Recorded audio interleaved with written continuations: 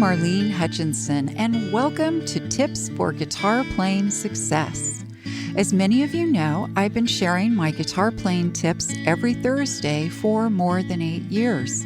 It's been my way to hopefully help you stay motivated, be inspired, and continue expanding your guitar playing journey. If you're interested in more learning resources like my Thursday Tips blog, my DVDs, books, virtual learning, and more, go to my website, marlenesmusic.com.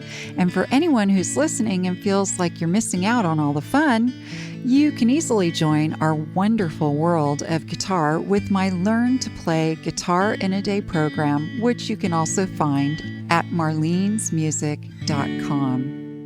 Now on to today's tip.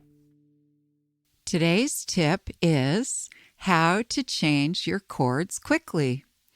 Moving from chord to chord quickly and smoothly is one of the most challenging aspects of playing guitar. It can cause gaps or pauses during your songs, resulting in a choppy sounding song. And of course, we don't want that.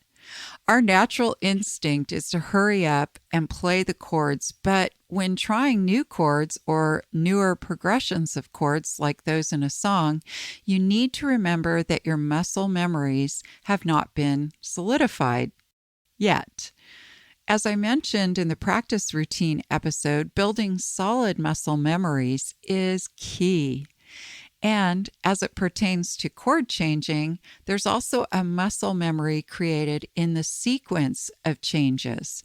So the more you play the chord changes, the smoother and quicker they become. Here's how you can develop quicker chord changes. Play your chords repetitively, slowly at first, like this. I'm going to go back and forth from C to G.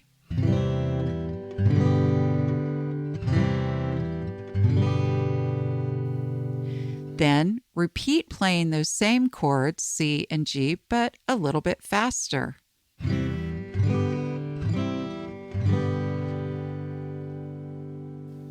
And then even faster.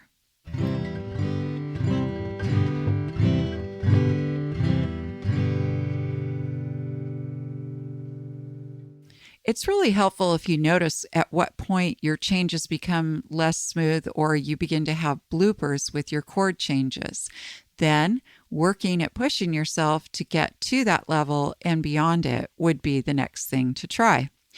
So you can also do this same thing, playing the chords slow and then faster and even faster, but you can try it with a metronome.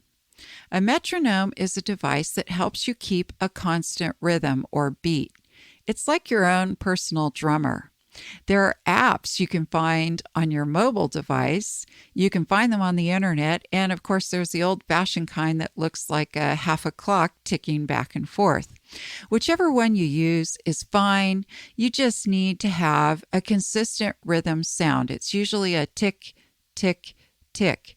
And what you'll do is you'll play your chord on each tick sound. You might want to start your metronome at 60, and then you would move it up to a higher number to get a faster ticking sound.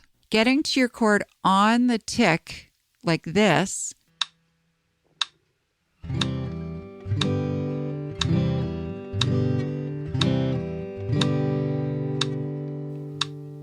is what's going to help you move more smoothly and quickly and keep you going on those chords. All right, when you're changing your chords in a song, be sure to keep the rhythm going. Our mind operates on the concept of one hand stopping, the other hand doesn't have to keep moving very quickly. So when you stop your strum to change your chords, which is what we naturally do when we're first playing a song, you're asking your brain to slow the signals down. So what I recommend is to keep the rhythm going, even while you're getting organized on the strings for your next chord. You'll find it a little challenging at first, maybe even a little frustrating, but then your muscles will begin to remember that they have to get moving because, as Sonny and Cher used to sing, and the beat goes on. Another tip that can help you move more quickly to the next chord in your songs is to anticipate the chord. For example, if you're playing the C chord in your song and then the next chord is G, then while you're playing the C chord, you're looking ahead to see what's coming next, allowing your mind to start thinking about what needs to happen next, where you need to move to. And if you find the most challenging thing is remembering where your fingers need to go, try thinking of where just one finger should be placed, then getting the others to fall in place from there.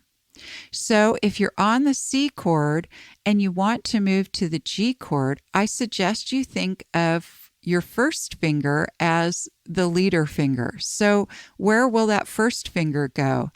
In the case of moving from C to G, your first finger needs to go up from string 2 in the first fret to string 5 in the second fret. Once on string 5 in the second fret, then the other fingers can kind of get into place on string 6 and 1 in the third fret. As with any chord progression or song, I always recommend you play it slowly first. That gives you the best opportunity to make correct muscle memories. Accuracy is more important than speed when you're getting new skills down. After all, if you're playing super fast but incorrectly, it's going to blow your song anyway. You can always work on speeding things up once you're solid on the placement or mechanics of how you need to play. So, speed it up slowly. I hope this episode's tip has helped you to continue expanding your guitar skills and knowledge. If you'd like to learn more, check out the many learning resources available at my website, marlenesmusic.com. Thank you for joining today's podcast, and as I like to say, play on.